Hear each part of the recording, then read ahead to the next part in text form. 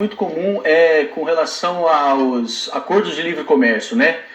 Acabar com as barreiras comerciais para facilitar a venda e compra de produtos. Nessa economia complexa, o Brasil se daria bem num esquema desse? Não, porque o que acontece? Qual seria Mas o acordo? é o que estão se Seria o divulgando acordo, pra gente, né? O acordo seria, Diego, você é tão bom em produzir recursos naturais, continue produzindo só isso. Eu te vendo o avião. Esse é o tio Sam. Eu te vendo o carro, eu te vendo o smartphone. Ah, mas aí você pode perguntar, Richard, mas e se flutuar muito o preço aí dessas commodities, desses recursos naturais?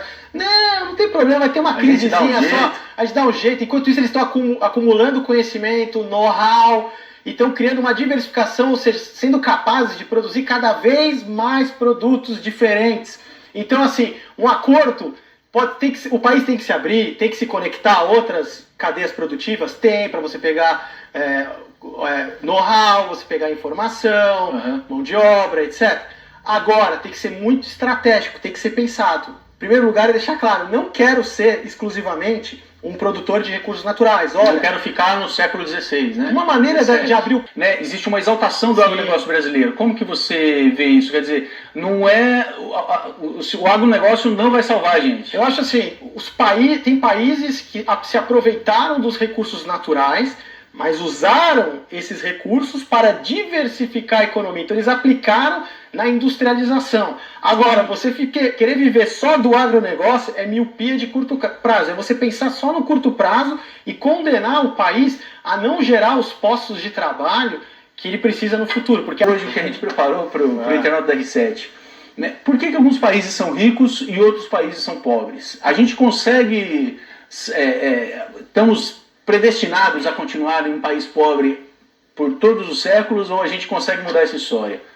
Vamos falar disso? Eu acho essa pergunta excelente, porque o que a gente tem visto no debate econômico atual é de um pouco de tudo, menos pensar o Brasil a longo prazo. Então, respondendo a sua pergunta da maneira mais simples possível, produzir laranja, minério de ferro, banana, carne, ou produzir chip de computador, carro, alta tecnologia, faz toda a diferença. Então, respondendo, um país vai ser rico ou pobre de acordo com o conhecimento e a capacidade que ele tem de produzir determinados produtos e serviços. Mas você está querendo dizer assim, por exemplo, que o Brasil, que é um grande exportador de recursos naturais, de produtos agrícolas, a gente continua vivendo mais ou menos no esquema desde 1500, desde a época da colônia, é isso? Quando um país ele se direciona para produzir produtos e serviços de alto valor agregado, ou alguns autores chamam de sofisticados, de alta tecnologia,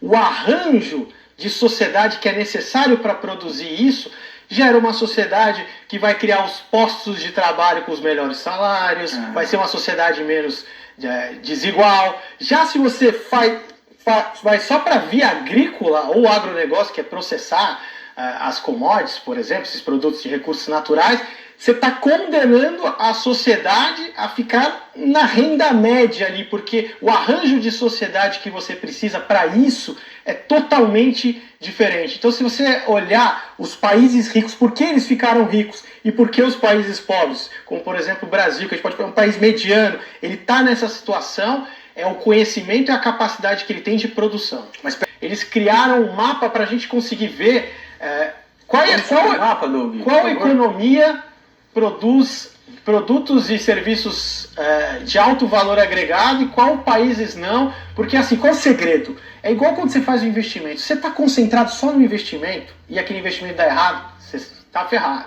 Você não vai dar certo. Agora, se você diversificar e estiver exposto a vários tipos de investimento ou diversos produtos, a chance de você ter mais sucesso é muito maior. Então eles começaram... O que está mostrando esse mapa aqui, Richard? Ele está mostrando o seguinte, a impressão digital do sistema produtivo, ou seja, o que cada país pode produzir, é você olhar as exportações dele. O que é as exportações? É aquilo que ele vende para o resto do mundo. Então cada pontinho desse, de cores diferentes que a gente está vendo, é um tipo de produto que está sendo exportado, que cada país vende. E olhando esse geral aqui, como que você interpreta assim das cores que a gente está vendo? A gente já vê de cara, por exemplo, no continente africano, você vê que tem vários produtos que não são produzidos por esse país, então é uma economia que é complexidade baixíssima, diversificação muito ruim. Mas se a gente selecionar máquinas e equipamentos, a gente consegue ver quem está produzindo alta tecnologia no mundo, e agora a gente vai ficar um pouco mais chocado. Olha só. Perceba os pontinhos azuis, são os grandes polos industriais do mundo. Entendi. Isso que está mostrando em azul, então, são as exportações de máquinas. São os países que produzem e vendem para o resto do mundo máquinas. Então você vê que você tem 3 polos de produção no mundo. Estados Unidos, México, Canadá, você tem a Alemanha liderando lá a Europa, e você tem a China, Japão e Coreia do Sul lá na parte da Ásia. Olha lá o Brasil. O Brasil totalmente apagado. Então a gente é uma economia totalmente voltada para recursos naturais e serviços que não são sofisticados. O que é um serviço não sofisticado? É serviço de restaurante, cabeleireiro, que não exige uma tecnologia para ele ser produzido. Então, países que estão produzindo esses produtos e serviços aí tecnológicos, eles que geram os melhores postos de trabalho. Os postos de trabalho que o trabalhador vai ganhar mais, vai ter uma remuneração maior. Já são os países que têm a população mais rica, né? Isso, aqui para a gente ficar mais nítido ainda, a diferença. Então você vê que o mundo está literalmente dividido mesmo, entre quem produz e tem conhecimento de fabricar produtos de alta tecnologia e os que só fornecem recursos naturais. Totalmente voltado para agronegócio e não há desenvolvimento econômico por via agrícola. Não há. A única forma de você conseguir desenvolver um país é através da industrialização, pelas próprias características da indústria.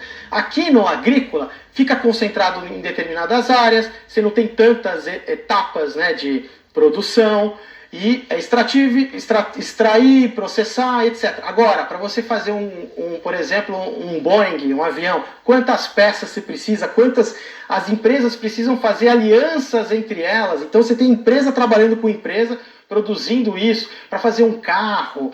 Então o conhecimento que você precisa ter é muito maior. E outra também, não faz tanto tempo não, tem coisa de 15 anos. Entendi. Em 15 anos, diversificar. Você não vê que outro dia saiu até a notícia que o trabalhador industrial chinês ele já ganha mais que o brasileiro? O trabalhador chinês. Isso. Por quê?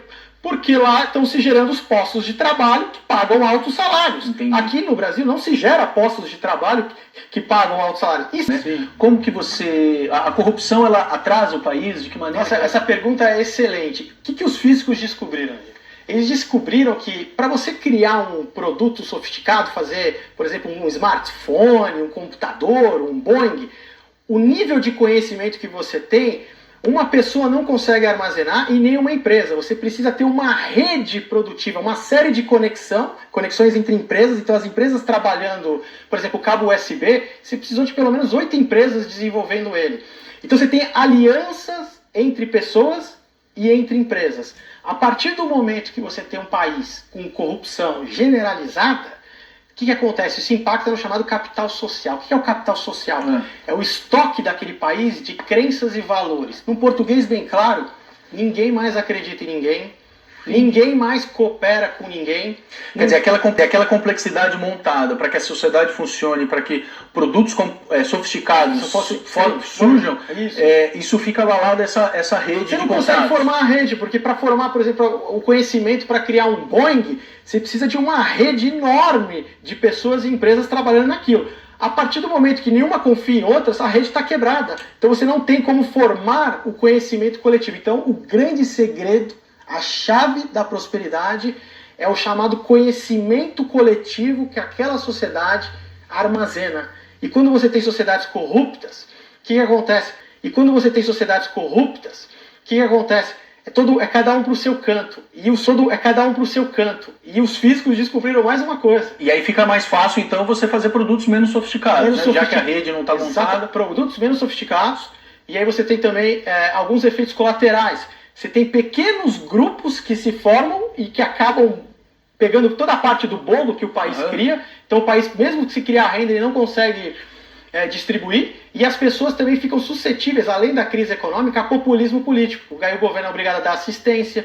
Então, ao invés do governo dar assistência social, se ele criasse um sistema produtivo para gerar esses postos de trabalho dentro dessa indústria mais complexa, aí não precisa de assistência social nenhuma. As pessoas teriam um salário elevado, poderiam levar uma qualidade de vida boa. Agora, na China, em pouco tempo também, uma economia que ninguém dava nada, de repente eles fazem o quê? Eles fazem um projeto nacional de longo prazo, direciona a economia para produzir o quê? Alta tecnologia, circuitos integrados, telefones, hard drives, né, peças de escritório, impressoras, e continuam também com um pouco de commodities. Sabe o que é interessante? Porque a minha pergunta para você é o seguinte: eles podem ser exemplos para o Brasil, um país como a Coreia e como a China, que em pouco tempo conseguiram se desenvolver? Eu acho assim, em partes, né? O exemplo de que é possível direcionar a economia, sair dos recursos naturais e partir para uma industrialização é ok. Se você... Peraí, como é que é? Você não precisa trabalhar tanto para ser produtivo? Não. Como assim? Porque você já tem a tecnologia a seu favor, você já tem os processos, o sistema produtivo coletivo já está inserido. Então, por exemplo, isso é uma coisa muito comum. A culpa é do trabalhador brasileiro, que ele é improdutivo, isso, a gente escuta ou bastante. ele é preguiçoso, ou é...